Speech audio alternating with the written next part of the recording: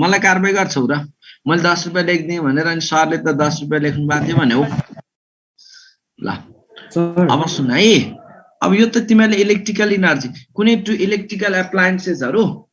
P1 to electric appliances to electric appliances of power P1 and P2 P1 र P2 power भएका कुनै दुईटा electric appliances लाई in parallel र connection गरियो भने के हुन्छ भाइ बहिनी इक्विभ्यालेन्ट पावर ठ्याक्कै capacitor सम्झिने in parallel P equivalent la PP garde parallel equivalent P1 plus P2 capacitor samjhine spring constant samjhine capacitor samjhine athwa spring constant पनि थाहा छ नि के थाहा छ सर यो अनि in series 1 by P1 series ma PS equals to P1 into P2 upon कुनै दुईटा भएको केसमा त P1 plus P2 सम्झिने अथवा n आइडेन्टिकल छन् भने for n identical for sir देखाइदिनु माथिको स्लाइड लेखेँ ल for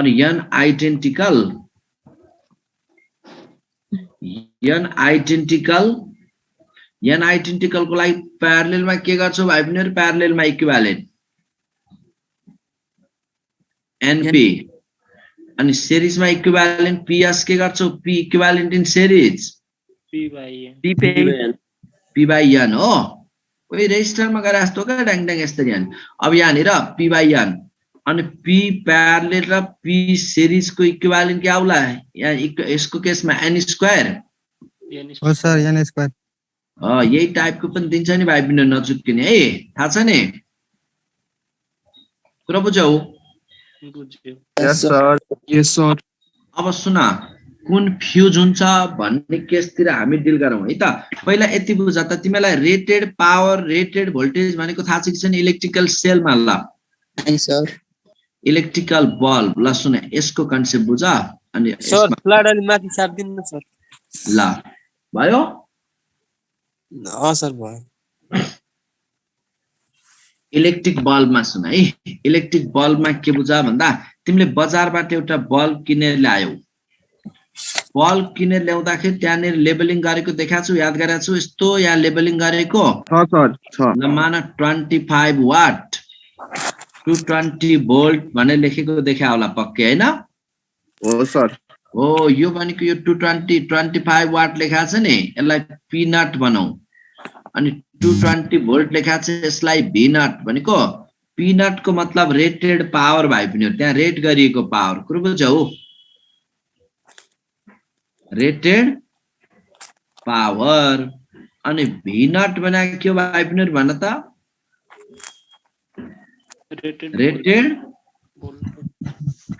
rated voltage rated power and rated voltage अब यसलाई कति करेन्ट सुरक्षित जान सक्छ अनि यसको रेजिस्टेन्स कति त्यसले रेजिस्टेन्स R इक्वल्स टु भाइ बहिनीहरु R equals to V naught by यसमा के हुन्छ त अब resistance V naught square by P naught हो yes sir V naught square by P naught यसको रेजिस्टेन्स भयो त्यो वायर को रेजिस्टेन्स निकाल्ने फर्मुला त्यो बल्ब को रेजिस्टेन्स यति आउँछ है यसलाई के बुझ्छौ resistance of the bulb resistance त्यो बल्ब को रेजिस्टेन्स है भाइ पनि यो resistance of the wire used in bulb भनेर लामो ल्याङ्ग्वेज लेखिन मैले resistance of the wire used in filament used in wire अनि सुन रेटेड करेन्ट कति यसबाट कति रेटेड करेन्ट भन त P nought I nought equals to P nought upon P nought by rated अब सुन तिमीहरुले यसरी बुझ्नु पर्यो यो बल्बमा अब एक्सटर्नल यो त यसका रेटेड भ्यालु हुन् के यतिसम्म करेन्ट पास हुन सक्छ, त्यसले अलाउ गर्न सक्छ। यो भन्दा धेरै भयो भने अब बल्ब के होला, सुरक्षित रहला। फ्यूज अब त्यो इन्टरनेट भ्यालुहरु भयो। अब तिमीले यसलाई एक्सटर्नल सोर्ससँग यहाँ कनेक्सन गर्यौ। सुन है, यो बल्बलाई लगेर बाहिर सुन, यसबाट कति करेन्ट सुरक्षित छ मान I0। I0 लाई एकैछिनमा मैले तिमीलाई numerically I0 0.5 ampere, 0.5 ampere I0 सुरक्षित छ। अनि यसको V0 कति छ, 220 भोल्ट। अब यस्तो सेल एक्सटर्नल सोर्ससँग कनेक्सन गर्यौ कि त्यो एक्सटर्नल सोर्सको भोल्टेज कति, अप्लाइड भोल्टेज भनेको यो V भनेको, V भनेको के, अप्लाइड भोल्टेज। अप्लाइड भोल्टेज यदि 400 भोल्ट थियो भने, अप्लाइड भोल्टेज यदि 400 भोल्ट थियो भने बल्ब सुरक्षित रहला? नहीं सर, रहँदैन। भनेपछि अब एउटा नोट गरौँ त, if applied voltage and applied current, applied voltage and applied current are greater than के भन्दा बढी, रेटेड भोल्टेज greater than, हेर है यहाँ यसको पहिला थ्योरी राम्रोसँग बुझ्यो भने बल्ल न्युमेरिकल गर्छु। are greater than rated voltage and rated current। यस्तो भइदियो भने अब बल्ब सुरक्षित रहने भयो कि पड्किने भयो? पड्किने भयो सर। अब बल्ब के हुन्छ, बल्ब पड्किन्छ हो, पिन्छ सर, फ्यूज हुन्छ के, फ्यूज हुन्छ। कुरा बुझाऊ। लेस भयो भने त सुरक्षित छ, लेस भयो भने सुरक्षित छ, लेस भयो भने के होला, लेस भयो भने अप्लाइड रेटेड भन्दा, अप्लाइड यो है, अप्लाइड रेटेड भन्दा, अप्लाइड रेटेड भन्दा लेस भयो भने के हुन्छ, बल्ब, बल्ब फ्यूज हुँदैन, सुरक्षित है। बल्ब बल्दैन, किन बल्दैन, बलिहाल्छ नि, डिम बल्दैन हो, बल्ब सुरक्षित हुन्छ है। ल अब त्यसरी नै इक्वल भयो भने के होला, अप्लाइड एन्ड, केही हुँदैन sir, applied and rated equal भयो भने, हजुर यो फेरि भन्दिन न, कुनलाई, कुन भन्दिने भन त, अप्लाइड रेट भन्दा कम भयो भने सुरक्षित हुन्छ, बल्ब बल्छ, बल्ब बल्छ। अब कति ग्लो दिनु पर्ने नदेला, कुरो बुझिनौ। हो सर। अहिले कहिलेकाहीँ हाफ लाइन आयो भनेको सुनेको छैनौ तिमीले, आफूले प्र्याक्टिकली कुरा थाहा पाएको पनि क्या बिर्सिन्छौ के पढ्दैतिर। हाम्रो घरमा त हाफ लाइन आयो भने चिच्याउँदै नि तिमीहरु नि हैन, यसरी बुझ्यो। अनि बडी लाइन आयो भने पड्क्यो, ब्लाङ र बुडुङ पड्क्यो, त्यो के भयो, अप्लाइड बडी भयो हैन? हो सर, यस सर। तर इक्वल आयो भने प्र्याक्टिकल कुराहरु थाहा छ, तर यहाँ पढ्ने बेलामा त्यसैलाई एप्लाई गर्न जान्दैनौ के, त्यही हो मेन पोइन्ट। इक्वल भयो भने, इक्वल भयो भने त बल्ब म्याक्सिमम इन्टेन्सिटीमा आउँछ है। भनेपछि म्याक्सिमम के हुन्छ, म्याक्सिमम इन्टेन्सिटीमा म्याक्सिमम पावर कन्ज्युम हुन्छ, म्याक्सिमम पावर कन्ज्युम हुन्छ, म्याक्सिमम पावर कन्ज्युम हुन्छ भने यसलाई के भन्छौं, त्यो power, that power is called, that power is called, that power, त्यो बेलाको पावर जुन कन्ज्युम भएको छ, दैट पावर इज कॉल्ड, भन is called rated power. Okay, यो पावरलाई हामी के भन्यौ that power is called पहिला यति थ्योरी राम्रोसँग बुझ्यो भने बल्ल मैले नेक्स्ट क्लासमा फ्युज हुने अनि तिमीहरु कुन सुरक्षित हुने भन्ने कुरालाई मज्जाले डिल गराउन इजी हुन्छ पहिला यति कुन बाबु सर पहिला तिमीले बजारबाट बल्ब किनेर ल्यायौ किनेर ल्याउँदा त्यहाँ बजारमा त पहिला अब जुन टेस्ट गरेर सुरक्षित त्यही अनुसार लेबलिङ गरिया हुन्छ नि त ल 25 वाट टु 20 भोल्ट भनेर लेखाएको छ भने त्यो भनेको त्यहाँ लेखिएको यसको रेटेड पावर हो यतिसम्म रेटेड पावर हो अनि रेटेड भोल्टेज हो यतिसम्म भोल्टेजको लागि यो सुरक्षित छ भनेर लेख्या हो त्यो अनि अब रेटेड पावर र रेटेड भोल्टेज थाहा भइसकेपछि रेटेड करेन्ट पनि आउँछ रेटेड करेन्ट आइसक्यो यति करेन्टसम्मलाई त्यो सुरक्षित छ भन्ने कुरा जानकारी दियो हामीलाई यति पहिला रेटेडका भ्यालुका कुराहरु त थाहा पायो नि यतिसम्मलाई सुरक्षित छ भन्ने जानकारी दियो तर तिमीले लगेर अब आफ्नो घरमा लगेर जोड्यौ लाइनमा आफ्नो घरमा लगेर लाइनमा जोड्यौ यस्तो जोड्यौ कि मतलबै नराखिकिन अथवा तिमीले त जोडा ठिकै जोडा थियौ प्राधिकरणले कहिलेकाहीँ गडबडी गरिदियो ब्लाङ र बुडुङ यस्तो भोल्टेज पठाइदियो कि यस्तो हाई भोल्टेज आयो कि करेन्ट पनि यस्तो बढी आइदियो कि त्यहाँ उनले रेटेड उसले जुन रेट गरेर पठाएको छ नि त्यो बल्बमा रेटेड भन्दा धेरै आयो भने त के हुने भयो बल्ब त ब्लाङ र बुडुङ पड्किने भएन बुझेको बुझ्नु मैले भनेको हो त्यो पड्किने भयो अनि कम आयो भने त ल ठिक छ सुरक्षित नै रह्यो अब म्याक्सिमम इन्टेन्सिटीले जलेन जति ब्राइटनेस दिनु पनि दिएन इक्वल भइदियो भने त मजाले म्याक्सिमम पावर पनि कन्ज्युम हुने भयो म्याक्सिमम इन्टेन्सिटी पनि आउने भयो इन्टेन्सिटी पनि के हुने भयो इन्टेन्सिटी पनि हाई हुने भयो भनेपछि यो बेलाको पावरलाई हामी रेटेड पावर भन्छौँ मेन क्लु पोइन्ट यति हो है ल यति कुराहरु थाहा पाइसकेपछि आजको तिमीलाई के स्क्रिन सेयर लिनुपर्ने छ सर सुरुबाट देखाइदिनु है सुरुबाट गर्दिनु ल सर त्यो पोटेन्शियल हर पोइन्ट देखाइदिनु न ओके बस सर हजुर त्यो के लाइटको स्विच एकदम छिटो अन अफ गर्ने भने लाइट बिग्रिन्छ भन्छ नि त किन हो के रे बाबु त्यो स्विच हुन्छ नि स्विचलाई अन अफ गरिराख्ने भने लाइट छिटो बिग्रिन्छ भन्छ नि त किन हो मैले त गरेको छैन त्यही त त्यो हो के बाबु त्यहाँ जस्तै त्यहाँ बल्बमा युज हुने इन्डक्टेन्स छ के सेल्फ इन्डक्टेन्स त्यसले के हुन्छ छिटो त्यहाँ धेरैवटा फ्लक्चुएसन आइराख्ने भने त घट्ने बन्ने अलि फास्ट हुँदै जाँदा त्यही त हो नि धेरै युज गरेपछि त जाने भन्ने कुरा त वेयर एन्ड टियरकै कन्सेप्टमा जाऊ न आजलाई सकेको हो सर आजलाई त अब के पढ्ने र ब्रेक भएर नानु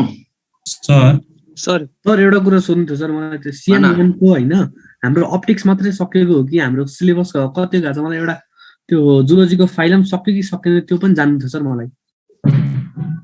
फाइलम सकिसक्यो सीएम1 को सर सुन्नु न हजुर यो के हजुर पोटेन्सियोमिटरमा सेन्सिटिभिटी भन्नु भएको थियो नि यो सेन्सिटिभिटी टर्मले के खास के जनाउने हो र यस्तो तिमीलाई अब यस्तो एक्युरेसी अझै यसो लेन्थ बढाउँदाखेरि त्यो रेजिस्टिभ वायर छ नि हजुर रेजिस्टिभ वायरमा थोरै लेन्थमा तिमीले अलिकति प्र्याक्टिकल गरेर धेरै भयो भने त्यहाँनिर के हुन्छ भन्दा ग्याल्भानोमिटर डिफ्लेक्सन तिमीलाई प्र्याक्टिकल गर्दा पनि इजी आउने भयो के सर फाइल होइन एकछिन सेन्सिटिभ भनेको तिमीलाई टक्क तातोले छुने बित्तिकै मजाले पोल्यो अनि अब तिमी कोही अलि छिटो ढिलो पोल्ला सेन्सिटिभ भनेको त्यही त हो नि हैन र अलि चलाखीपन सर यो मोड्युलको एउटा क्वेशन थियो के यो म देखाउँछु भन sir in DC circuit power dissipated per unit volume is proportional to भने छ के रे फेरि एकचोटी in DC circuit power dissipated per unit volume dissipated per unit volume के थ्योरेटिकली छ कि न्यूमेरिकली सर थियो के राखेको छ भन्न त अप्सन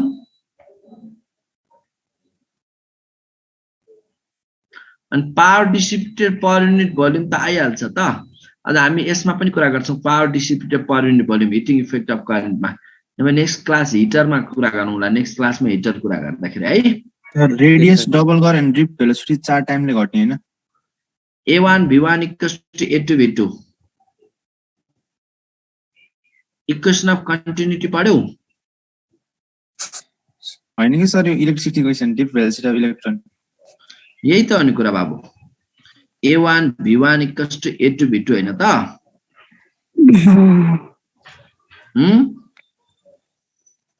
सर त्यो ड्रिफ्ट भेलोसिटी त टर्मिनल भेलोसिटी हो नि सर त्यो त हामीले इक्वेसन अफ इन्टिग्रेटमा गर्ने कुरा ड्रिफ्ट र टर्मिनल कहाँ एउटै हो सर ड्रिफ्ट भेलोसिटी त डिपेन्ड गर्दैन हैन उसमा यसमा त नेचर अफ म्याटरलाई मात्र डिपेन्ड गर्छ हैन र ड्रिफ्ट भेलोसिटी त इलेक्ट्रिकल फिल्ड मात्र depend velocity electric field apply गरिसकेपछि यो टर्मिनल भेलोसिटी त ब्याट्री कनेक्सन उस्तै भन्न मिल्दैन बाबु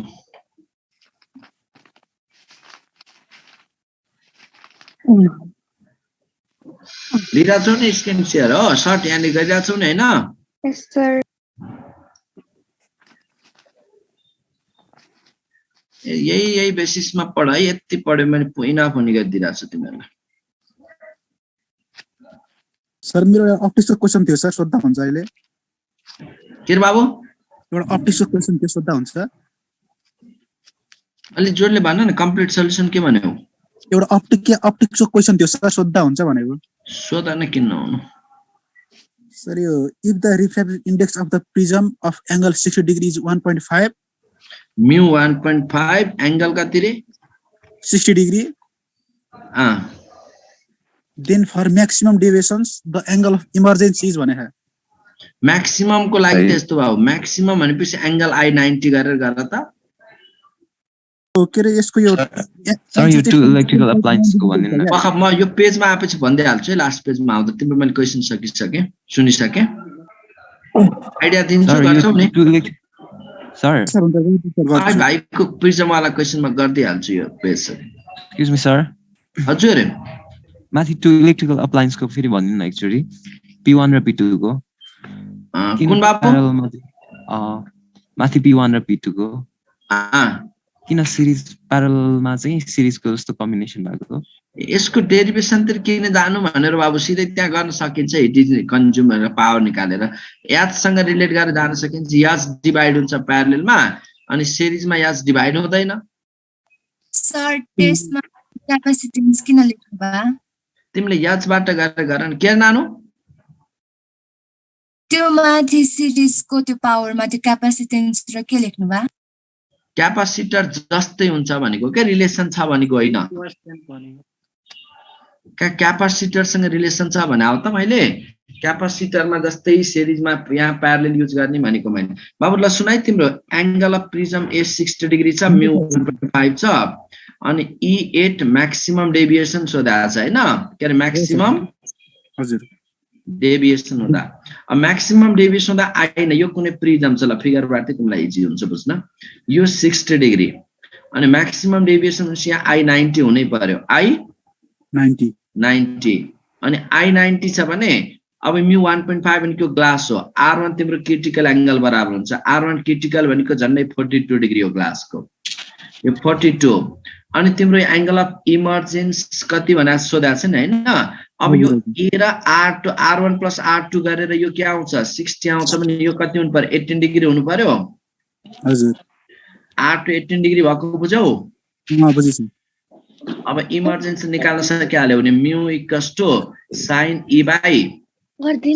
by sin R2 गर्दै म्यू 1.5 छ अनि sin E तिमीलाई चाहिएको छ sin R2 भनेको 18 डिग्री अब sin एप्रोक्सिमेसन तिर जाने हो के बाबु यस्तो केसलाई 1.5 sin 30 को भ्यालु sin 0 0 sin 30 को भ्यालु 1/2 हुन्छ भनेपछि त्यसै 0.3 को आसपास ला भन्ने बुझ्छ वाला 30 पनि हुनु भएन 20 यस्तै चाहिँ 26 27 डिग्री तिर आउँछ